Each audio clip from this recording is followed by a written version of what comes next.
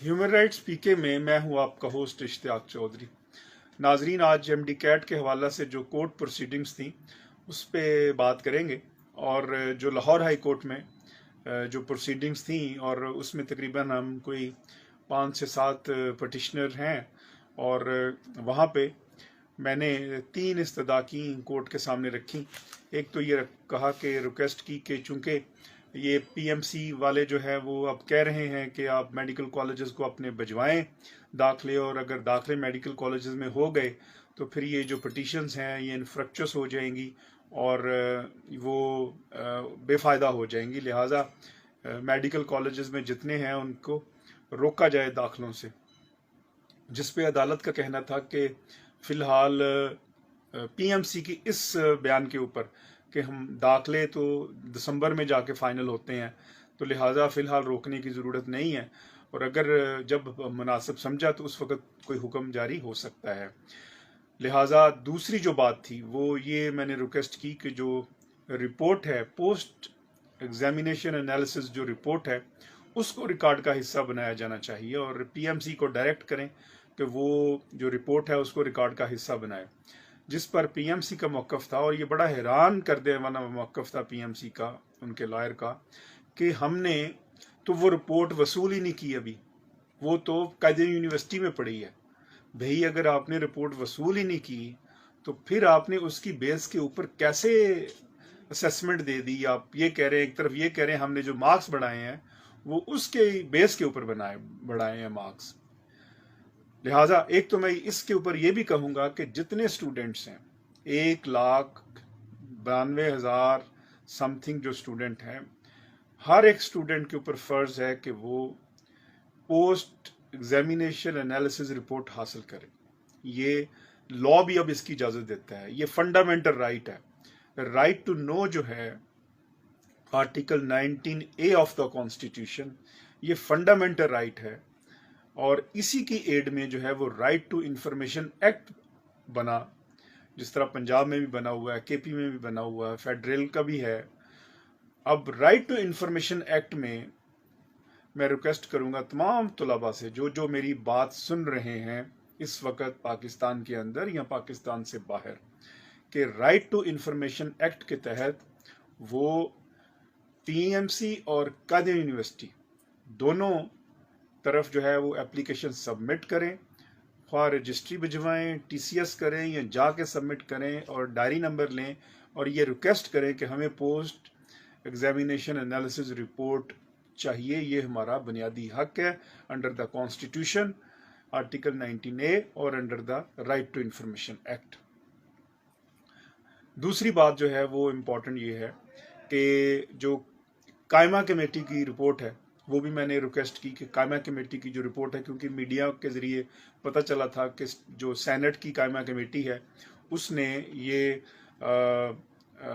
कहा है कि इनके एग्ज़ाम को, एमडी कैट के एग्ज़ाम को उन्होंने कहा कि ये बिल्कुल बड़ी ग्रेव इलीगैलिटीज़ हुई हैं, लिहाजा दोबारा रिकंडक्ट किया जाए, तो वो भी हिस्सा बनाया जाना चाहिए। इसी तरह मैं कहूँगा कि अगर किसी के पास या कोई एक्सेस सेनेट ऑफ पाकिस्तान को भी लिखे कि वो भी जो कायमा कमेटी की ये जो रिपोर्ट है वो हमें प्रोवाइड करे, ताकि हम इस दोनों रिपोर्ट्स की रोशनी में आगे जो है वो अपने केस को आर्ग्यू कर सकें और बढ़ा सकें। अब आ जाते हैं फैक्चुअल बातें, अब छोड़ भी दें अगर, तो बड़ी मोटी मोटी बातें हैं जो मैं समझता हूँ बताना ज़रूरी है इस वीडियो के ज़रिए, ताकि हमारे जो दोस्त अहबाब इस्लामाबाद में ख्वाह केस फ़ाइट कर रहे हैं या वो फ़ाइट कर रहे हैं केपी में, पिंडी में, कराची में, तो वो कौन कौन सी है जो कि ज़रूरी है बताना। और ख़ुसूसी तौर पर पीएमसी के इस आर्गूमेंट के अगेंस्ट, जो पीएमसी ये आर्गूमेंट करती है कि सेक्शन 18 में जो ये कहा गया है कि सिंगल टेस्ट लिया जाएगा, वो हमने वजाहत कर दी रेगुलेशन में कि सिंगल से मुराद ये है कि सिर्फ एक दफ़ा लिया जाएगा और एक से ज़्यादा टेस्ट हम ले सकते हैं। अब ये बहुत इंपॉर्टेंट नुक्ता है, जो एक से ज़्यादा टेस्ट ले सकते हैं वो कौन से टेस्ट हैं। ये बात अभी तक सामने नहीं आई किसी भी जगह ऊपर, ना ही कभी सामने आर्गूमेंट की शक्ल में आई है, लिहाजा ये जानना बहुत ज़रूरी है। तो रेगुलेशंस ये कहती हैं, बेसिकली जो कंडक्ट ऑफ एग्जामिनेशंस रेगुलेशंस हैं 2021, उसको हम आसानी के लिए 3 हिस्सों में डिवाइड करते हैं। कंडक्ट ऑफ एग्जामिनेशन रेगुलेशंस का पहला हिस्सा वो है, उन रूल्स को डील करता है, उन रेगुलेशंस को डील करता है जो इम्तिहान से पहले इन्होंने करनी है, अभी इम्तिहान शुरू नहीं हुआ, उनको कंप्लाई विद करना है। और उन रेगुलेशन को दूसरा हिस्सा जो कंडक्ट ऑफ एग्जामिनेशन रेगुलेशंस है वो उस दौराने इम्तिहान को डील करता है कि जब इम्तिहान हो रहा है वो कौन सी रेगुलेशंस हैं, दौराने इम्तिहान जो हो रहा है, और वो कौन से रूल्स हैं, कौन से ज़ाब्ते हैं जो कि दौराने इम्तिहान वो पूरे करने थे जो पीएमसी ने पूरे नहीं किए। और नंबर 3, वो कौन सी रूल्स एंड रेगुलेशंस हैं जब इम्तिहान ख़त्म होता है तो फिर पीएमसी पे लाजम था कि वो इन रेगुलेशंस पर कारबंद रहे, इस ज़ाब्ते पर कारबंद रहे जो उसने खुद बनाया था और वो नहीं किया।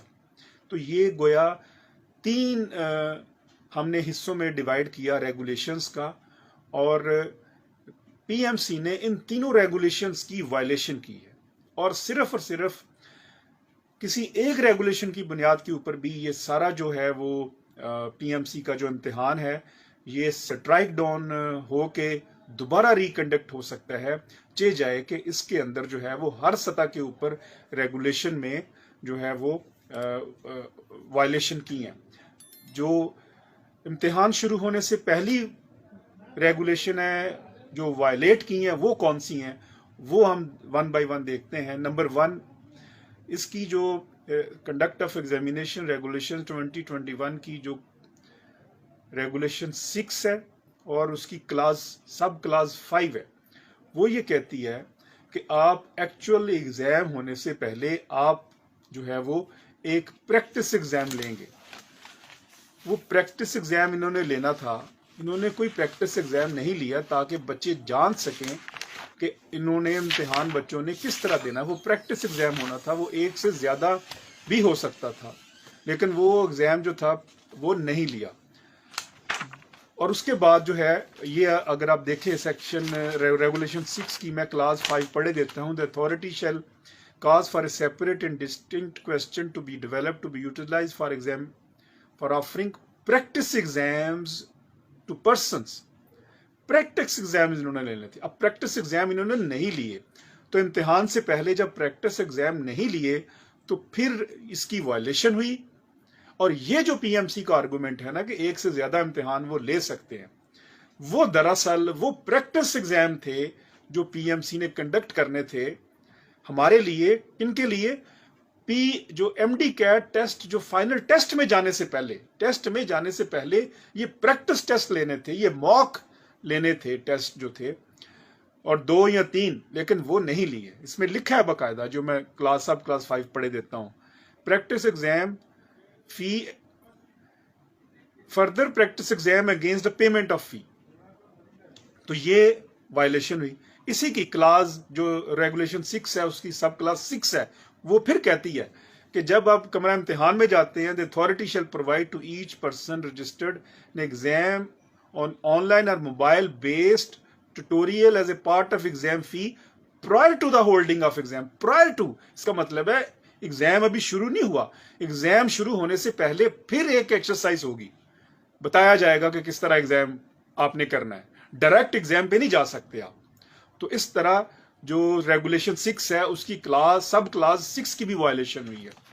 जो अब इसको अगर आप रेगुलेशन 9 के साथ मिला के पढ़ें तो फिर वाज़ेह होती है, वहां भी जिक्र है रेगुलेशन 9 की सब क्लास 1 में कि the exam shall be conducted at centres notified by the authority at least 15 days prior to the start of the MD CAT exam. भाई एमडी कैट एग्जाम अभी स्टार्ट नहीं हुआ, एमडी कैट एग्जाम के start होने से पहले आपने ये टेस्ट लेने हैं।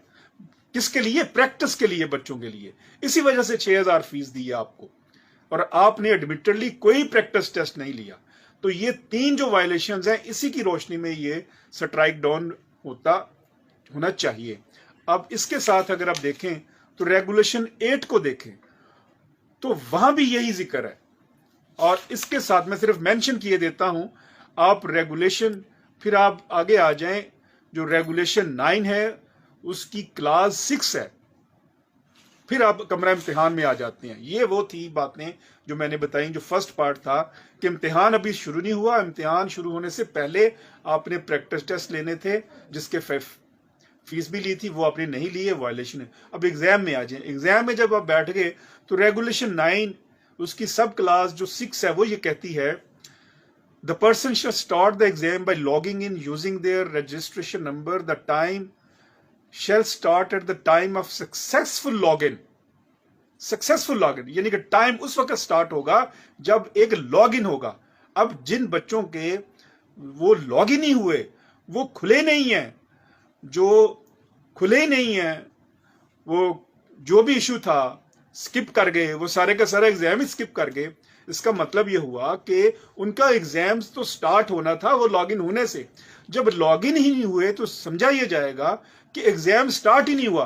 तो जब एग्जाम स्टार्ट ही नहीं हुआ तो फिर यह है कि इसका मतलब है एग्जाम हुआ ही नहीं। तो जब एग्जाम हुआ ही नहीं तो फिर अब एग्जाम करें, लिहाजा इसकी भी वायलेशन है। फिर इसी की अगर आप देखें तो ये हो गई इसकी क्लास रेगुलेशन की 3 सब क्लास 3 भी ये कहती है कि आपने सिकोर टेस्ट लेना है। अब इसके ऊपर बहुत सारी बातें हो चुकी हैं, उन्होंने खुद मान लिया है प्रेस कॉन्फ्रेंसेस में भी, सब जगह के ऊपर, कि वो सिकोर नहीं था, लीक हो गया।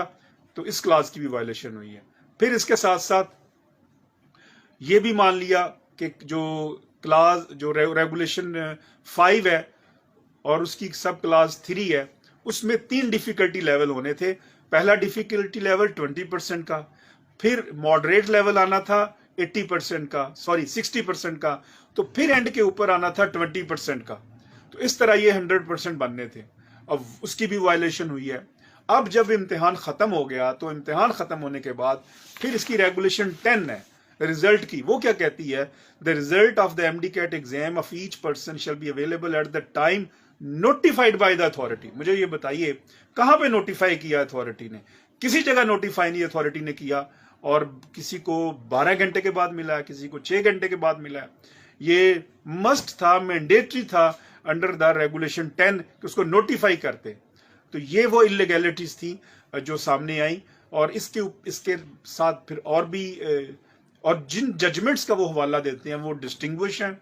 वो एक कराची की जजमेंट का हवाला देते हैं, वो डिफरेंट प्रेमिसेस के ऊपर है। उसमें कोविड की वजह से तकसीम हुई थी कि कुछ बच्चे ने पेपर दिया, कुछ ने नहीं दिया। और इसी तरह जो है वो दूसरी जो जजमेंट का हवाला देते हैं लाहौर हाई कोर्ट की, उसमें क्वेश्चन ही और था। उसमें क्वेश्चन था वेटेज का, कि आपने वेटेज को चैलेंज किया कि नहीं किया।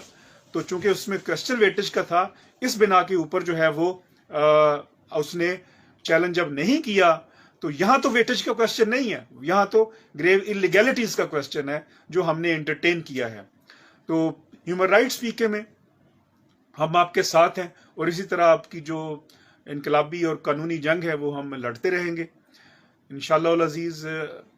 अब अगले प्रोग्राम के साथ, अब मंडे को केसेस फिक्स हैं, मंडे को क्या कार्रवाई होती है, होप्स हो कि ये डिसाइड होगा केस। और ये एक कांस्टेंट स्ट्रगल है, इस स्ट्रगल में आपके साथ इंशाअल्लाह अजीज हम जारी और सारी हैं, आपके साथ हमारी स्ट्रगल, और हम आपको तन्हा नहीं छोड़ेंगे। ह्यूमन राइट्स स्पीकिंग है, अब तक मुझे इजाज़त दीजिएगा। आइंदा प्रोग्राम के लिए फिर हाजिर होंगे। अल्लाह निगहबान।